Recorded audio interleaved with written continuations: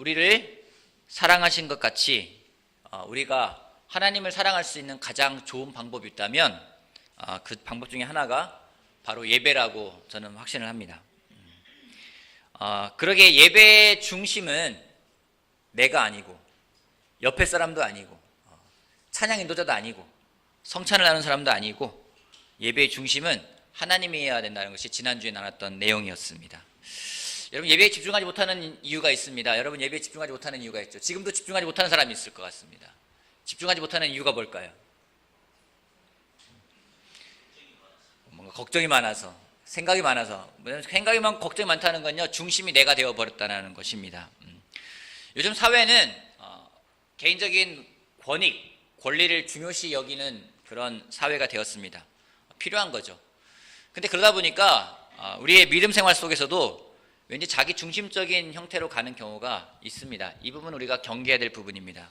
예배는 내가 편하자고 드리는 것이 아니라 하나님 중심이어야 된다는 것이 지난주에 나눴던 말씀이고요. 또 예배는 우리의 삶이어야 된다는 이야기를 나눴습니다. 예배당에 모여서 함께 드리는 예배도 중요하지만 각 직장에서, 가정에서, 여러분이 일하는 곳에서 드리는 예배가 또 중요함을 같이 나눴습니다. 그래서 오늘은 그거에 이어서 좀 더 예배 드리는 우리의 구체적인 자세와 태도에 대해서 같이 배워보는 시간을 갖도록 하겠습니다. 기도하고 같이 시작하겠습니다. 기도하겠습니다.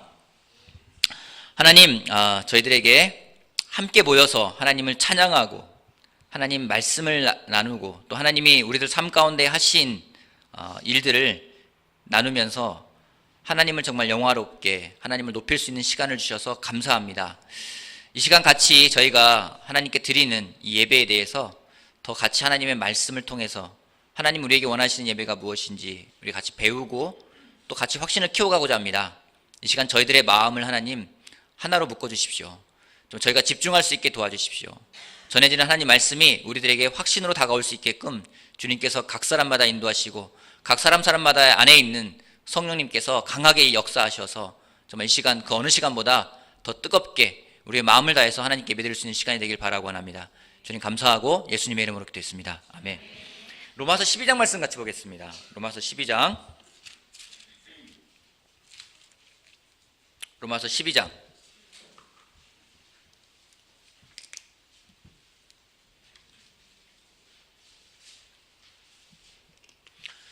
(1절) 말씀만 같이 읽어볼게요. 로마서 12장 1절. 어제 아이들한테 가서 막 성경 말씀을 좀 많이 찾았더니 막 성경책으로 부채춤을 추더라고요. 막 이렇게. 나중에는 성경 구절 빨리 찾기 대회도 한번 했으면 좋겠어요. 로마서 12장 1절 말씀 같이 읽어볼게요. 형제자매 여러분, 자 거기 읽어보겠습니다. 시작. 형제자매 여러분,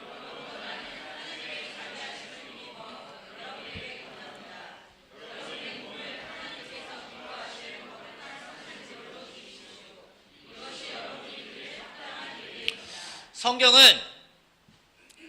우리에게 하나님께 우리의 몸을 산 제물로 드리라고 이야기하고 있습니다. 하나님이요, 우리 각 개인에게 말하고 있습니다. 너희의 몸을 산 제물로 드려라. 여러분, 우리 이 방에서 누구 몸을 드리면 하나님이 제일 기뻐할 것 같으세요? 누구 몸을 제일 드리면 제일 기뻐하실 것 같으세요? 제 몸이요? 제 아내한테 물어보시면 알 것 같아요. 좋아하실지 안 좋아하실지. 저는 개인적으로 광문선 형제의 몸을 드리고 싶어요. 되게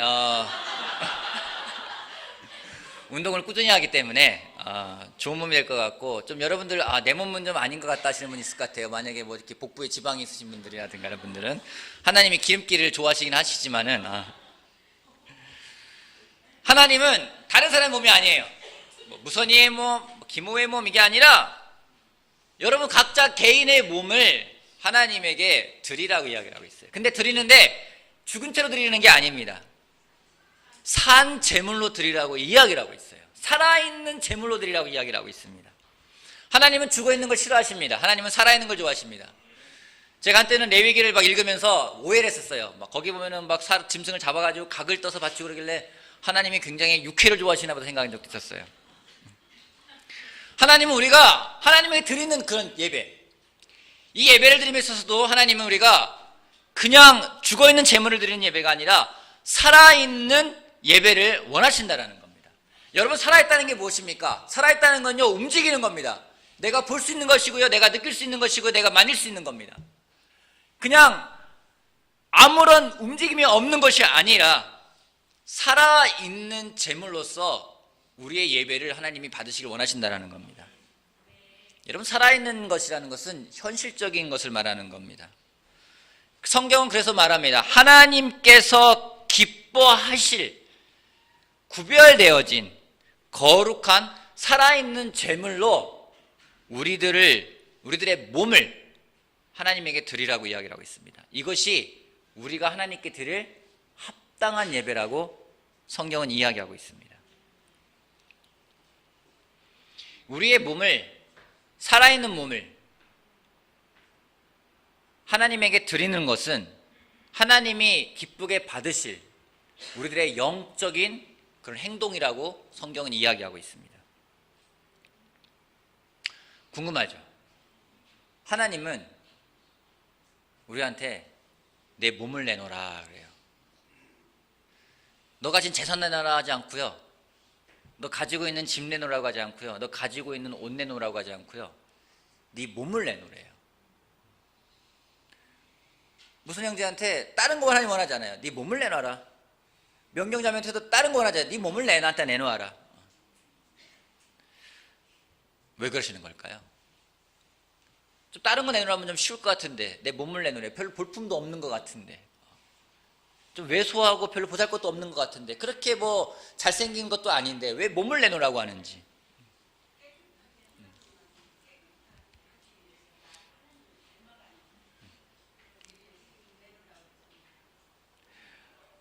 하나님이 우리의 몸을 원하시는 거에 대해서 좀 곰곰이 생각을 해봤습니다. 또 찾아보기도 했습니다.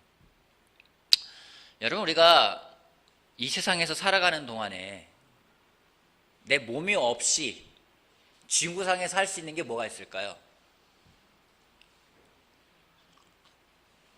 여러분, 이 세상을 살아가면서 여러분 몸이 없는 상태에서 할 수 있는 게 뭐가 있을까요? 꿈꾸는 거. 꿈꿔도 몸이 있어야지 꿈을 꿀 거 아니에요. 그죠? 뭘 할 수 있을까요? 여러분, 몸이 없이 할 수 있는 게 뭐가 있을까요? 몸을 떠나서 할 수 있는 게 뭐가 있을까요? 여러분이 없어요. 없어요. 물론 성경에서요, 천국에서 우리는 더 나은, 더 새로운, 그리고 한층 더 업그레이드된 그런 몸을 얻게 될 거라고 성경은 이야기하고 있습니다. 하지만 이 땅에서 하나님이요, 야, 천국에서 줄 테니까 그때 가서 하는 게 아니라 더 좋은 거 내놓는 게 아니라 그냥 이 세상에서 내가 가지고 있는 내 몸을 하나님이 우리한테 드리라고 이야기를 하고 있어요. 그것은 무엇인지, 몸이라는 건요, 그냥 이 육신의 어떤 살갗을 말하는 건 아니에요. 지난주에 말했지만은 내 몸에서 일어나는 모든 인격적인 행동을 말하는 겁니다. 내 삶을 말하는 겁니다. 하나님이 예배에 대해서 그냥 열심히 드려, 그냥 좋게 드려, 추상적으로 말씀하지 않고요, 너의 몸을 살아있는 제물로 드리라고 이야기를 하셨어요. 우리가 그런 얘기를 할 때가 있습니다. 아, 오늘 모임에 참석하고 싶은데 참석 못하겠어. 내 마음 알지? 저도 물론 기도할 때 그런 적이 있습니다. 사람들이 함께하지 못하지만은 그들의 마음은 저희와 함께하게 해주십시오라고 기도한 적도 있었습니다. 여러분, 그렇게 들어본 적 있죠? 누군가한테 내가 가지 못하지만 내 마음 알지? 내가 마음 거기 있어 알지? 그런 말을 할 때가 있어요. 그래서 몸은 못 가요. 누가 여러분한테 내가 정말 네 결혼식에 가고 싶은데 내가 내 마음은 알 거야. 근데 몸은 거기 못 가. 내 마음 받아줘. 알지? 그렇게 이야기를 합니다. 때로는 예배 와서도요, 하나님 제 마음은 아시잖아요. 제가 거기 오늘 가서 같이 예배드리고 같이 찬양하지 못하지만은 제 마음은 아시잖아요. 물론 그 마음도 귀한 마음이에요. 무슨 의미가 있을까요? 어떤 한 목사님이 글 쓴 책을 봤는데 그런 이야기를 하더라고요. 나 오늘 모임 못 가. 하지만 마음만은 할게. 미안해. 하지만 내 마음은 거기에 있어. 그것이 무슨 의미가 있을까? 거기에는 아무 의미도 없다. 무슨 가치가 있을까? 아무 가치가 없다. 내가 함께하고 싶은 마음은 있는데 그 마음은 충분히 이해하죠. 근데 어쩔 수 없이 갈 수가 없어. 이게 하나님에게는 아무 의미가 없다라는 거예요. 왜 그럴까요?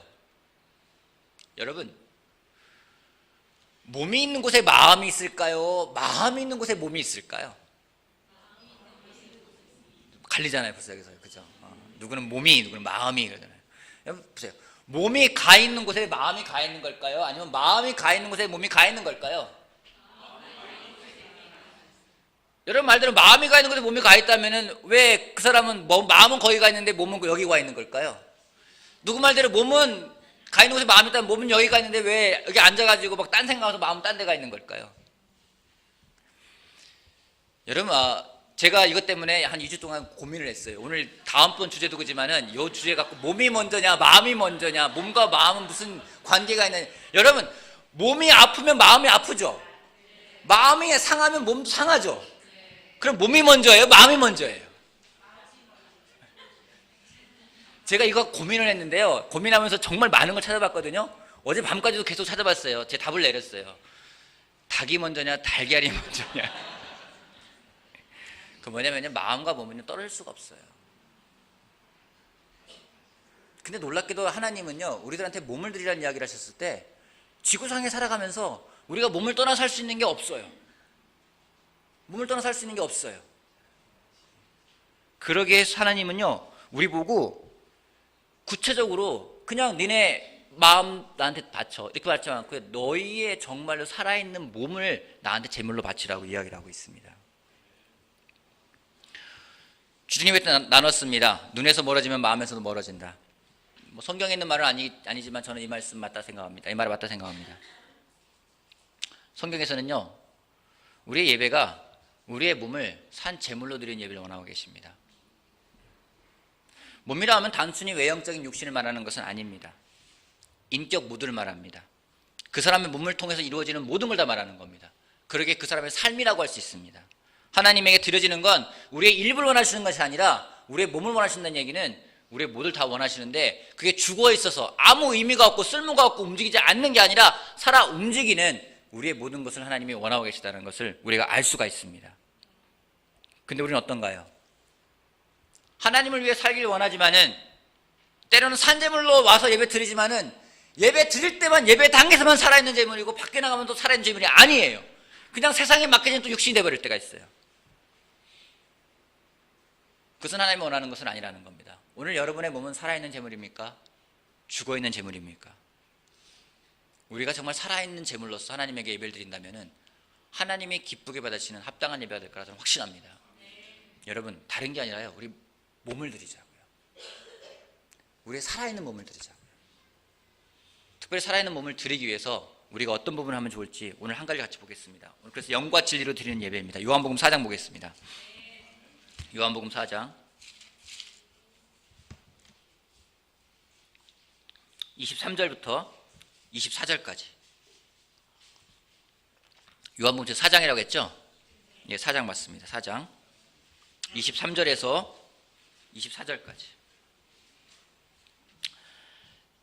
제가 읽어보겠습니다. 참되게 예배를 드리는 사람들이 영과 진리로 아버지께 예배를 드릴 때가 온다. 지금이 바로 그때이다. 아버지께서는 이렇게 예배를 드리는 사람들을 찾으신다. 하나님은 영이시다. 그러므로 하나님께 예배를 드리는 사람은 영과 진리로 예배를 드려야 한다. 예전에 성경에는요, 저는 그렇게 외웠었습니다. 하나님은 영이시니 예배하는 자가 신령과 진정으로 해야 된다고 이야기를 했었습니다. 하지만 이번에는 모든 버전이 바뀌었어요. 영과 진리라고 이야기를 하고 있습니다. 이건 무슨 말일까요? 영과 진리로 예배를 드린다. 하나님은 영이시기 때문에 영과, 예전에 신령과 진정이라 해가지고 뭔가 이렇게 막 신령스럽게 또 진정성 있게 드린 예배라고 생각했는데요. 좀 그게 약간 오역된 부분이 있고, 영과 진리라는 말이 맞습니다. 영과 진리. 여러분, 영으로 예배 드리고 있습니까? 영으로 예배 드린다는 게 뭐예요? 영이 뭡니까? 영이 뭐예요? 생각해 본 적 있으십니까? 또 혼이라는 것도 있죠. 그래서 영혼이란 말을 쓰잖아요. 근데 영과 혼이 구별이 참 힘든 것 같아요. 그래서 히브리서에서는 하나님의 칼의 날카로움을 예비할 때 영과 혼을 나눈다고 얘기를 하고 있습니다. 영혼이 뭐예요? 제가 왜 이렇게 물으면 저도 고민을 많이 했고 질문 많이 했거든요. 영이 뭘까? 혼이 뭘까? 연관 검색을 찾아보면 또 마음이 나오고요, 마인드가 나오고요, 생각이 나오고요, 넋이 나오고요, 많은 게 나와요. 이 부분에 대한 주석을 찾아봐도 참 다양한 주석들이 참 많습니다. 여러 가지 얘기들이 많이 나와요. 영은 이거다, 진리는 이거다, 많은 얘기들이 나옵니다. 영이 뭘까요? 영으로 예배를 드리래요. 영으로 예배 드리는 게 어떻게 드리는 걸까요? 진리로 예배를 드리라고 합니다. 진리로 예배를 드린다는 게 어떤 걸까요?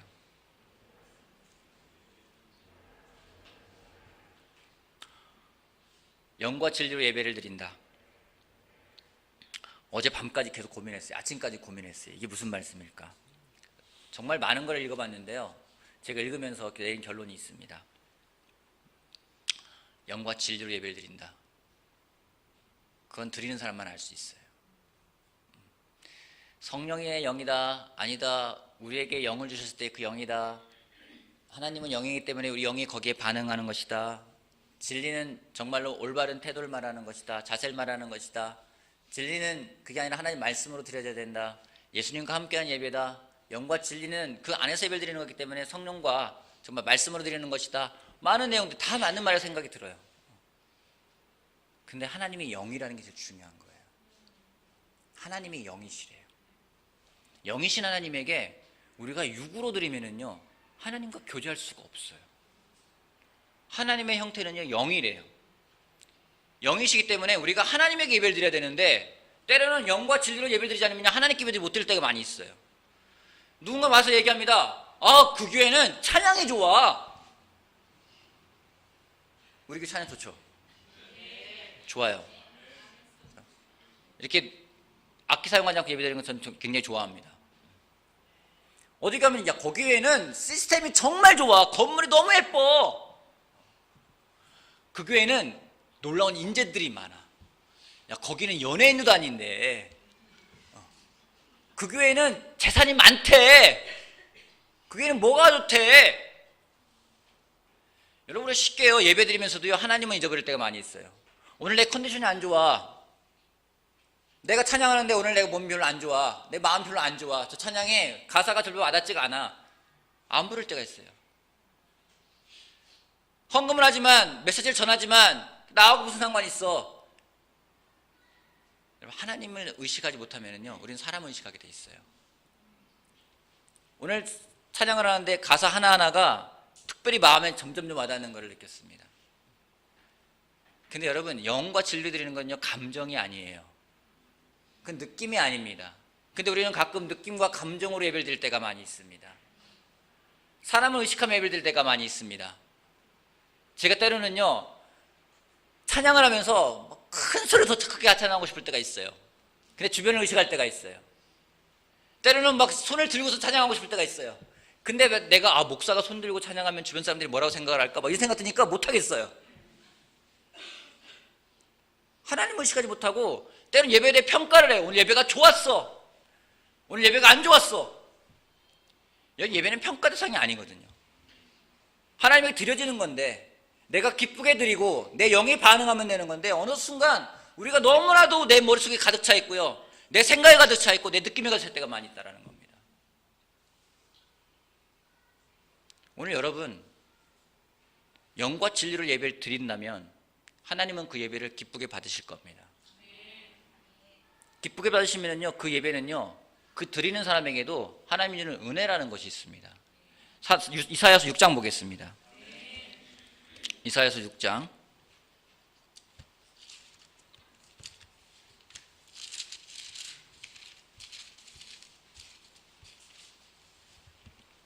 1절 말씀부터 보겠습니다. 제가 읽겠습니다. 이사야서 6장 성경 중간쯤에 있습니다. 6장 1절. 우시야 왕이 죽던 해에 나는 높이 들린 보좌에 앉아 계시는 주님을 배웠는데 그의 옷자락이 성전에 가득 차 있었다. 그분 위로는 스랍들이 서 있었는데 스랍들은 저마다 날개 6개를 가지고 있었다. 둘로는 얼굴을 가리고 둘로는 발을 가리고 나머지 둘로는 날고 있었다. 그리고 그들은 큰 소리로 노래를 부르며 화답하였다. 거룩하시다, 거룩하시다, 거룩하시다 만군의 주님, 온 땅에 그의 영광이 가득하다. 우렁차게 부르는 이 노랫소리에 문 지방의 터가 흔들리고 성전에는 연기가 가득 찼다. 나는 부르짖었다. 재앙이 나에게 닥치겠구나. 이제 나는 죽게 되었구나. 나는 입술이 부정한 사람인데 입술이 부정한 백성 가운데 살고 있으면서 왕이신 만군의 주님을 만나 뵙다니. 그때 스랍들 가운데 하나가 제단에서 타고 있던 숯을 부짓개로 집어 손에 들고 나에게 날아와서 그것을 나의 입에 대며 말하였다. 이것이 너의 입술에 닿았으니 너의 악은 사라지고 너의 죄는 사해졌다. 그때 나는 주님께서 말씀하시는 음성을 들었다. 내가 누구를 보낼까? 누가 우리를 대신하여 갈 것인가? 내가 아뢰었다. 제가 여기 있습니다. 저를 보내주십시오. 이사야가 예배를 경험했습니다. 그가 스랍 천사들이 날개가 6개래요. 2개는요 얼굴을 가리고 2개는요 발을 가리고요 2개는 날면서 하나님을 크게 찬양을 하는 거예요. 거룩하시다 거룩하시다 거룩하시다. 그들이 얼마나 크게 찬양했는지 문지방의 터가 흔들렸대요. 그 영광스러운 그 예배를 보았을 때에 이사야가 고백을 합니다. 아, 나에게 재앙이 닥치겠구나. 내가 죄인인데. 그때 스랍천사가 그에게 와서 숯을 입에 대어줍니다. 너의 입은 깨끗해졌다고 이야기를 합니다. 여러분, 진짜 예배를 경험하잖아요. 마음에서 회개가 일어납니다. 하나님을 뵙고 하나님을 찬양하고 하나님의 그 말씀이 나에게 전해지고 내 입으로 하나님을 찬양하게 될 때 내 마음에요 변화라는 게 일어납니다. 내가 어떤 존재인지를 알게 됩니다. 그런 회개가 있는 예배예요. 회개가 있는 다음에 변화가 있으면요 결정이라는 게 있게 됩니다. 하나님이 이야기를 해요. 다 모든 것들을 다 해준 다음에 내가 누구를 보낼까? 누가 우리를 대신하여 갈 것인가? 제가 여기 있습니다. 나를 보내주십시오. 결정이라는 거죠. 여러분, 저는 예배가 끝나고 나갈 때 여러분 마음속에 변화가 있길 바랍니다. 여러분 마음속에 회개가 있길 바랍니다. 아울러 여러분 마음속에 하나님에 대한 다시 한번 헌신하는 결정이 있길 바라겠습니다. 그게 우리가 드린 예배가 돼야 돼요. 여러분, 예배는 습관이 아닙니다. 예배는요 우리가 그냥 일상적으로 하는 그런 행사가 아니라는 겁니다. 우리의 기도는요 어떤 우리가 그냥 줄줄 얘기하는 그런 것이 아니에요. 우리의 찬양이요 유행가를 따라하는 찬양이 아니라는 겁니다. 우리의 예배가 그런 예배에 대해서는 안 됩니다. 정말로 영이신 하나님을 생각하면서 우리가 영으로 드릴 수 있는 예배를 우리가 더욱더 만들어가는 것이 필요합니다. 만들어간다는 말로 표현하지 이상할 것 같아요. 정말 영으로 드려질 수 있는 예배요. 여러분, 그런 예배 경험하고 싶지 않습니까? 여러분이 정말 영으로 하나님을 찬양하는 걸 경험하고 싶지 않습니까? 여러분 제가 찬양 하나 부탁할 텐데요. 여러분 가사를 한번 의미하면서 여러분이 정말 영으로 얘기한다는 생각을 한번 해보세요. 아주 쉬운 찬양이에요. 하나님 사랑하네 주님께 내 생 바쳐 사랑하네. 여러분 정말 여러분의 영이 하나님에게 고백한다 생각하라고요. 한번 찬양을 드려보세요.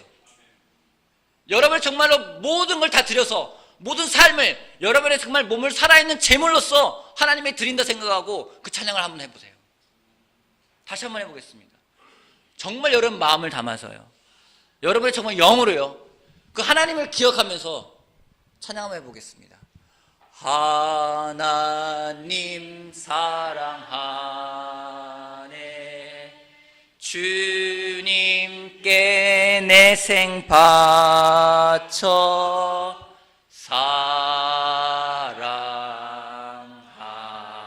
사랑하네. 여러분 우리의 찬양이 이런 찬양이 되길 바라겠습니다. 우리의 기도가요 그냥 중언부언되는 기도가 아니라 영이신 하나님에게 내 영혼이 당신을 찬양합니다. 내 영혼이 당신께 반응합니다. 다윗이 이야기했어요. 다윗이 찬양 뭘로 했습니까? 내 영혼아 찬양하라고 이야기를 했었어요. 왜요? 하나님은 영이시기 때문에요.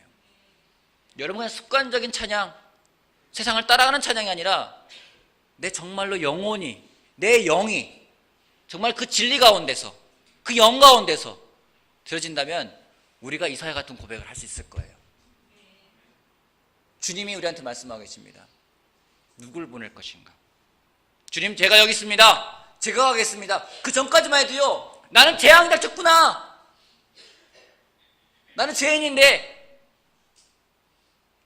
그렇게 했던 그 이사야가 예배를 통해서 하나님에게 정말 거룩하시다 거룩하시다 찬양하는 그 천사들 찬양과 그들의 예배 경험하면서 그의 마음속에는 변화라는 게 있었습니다.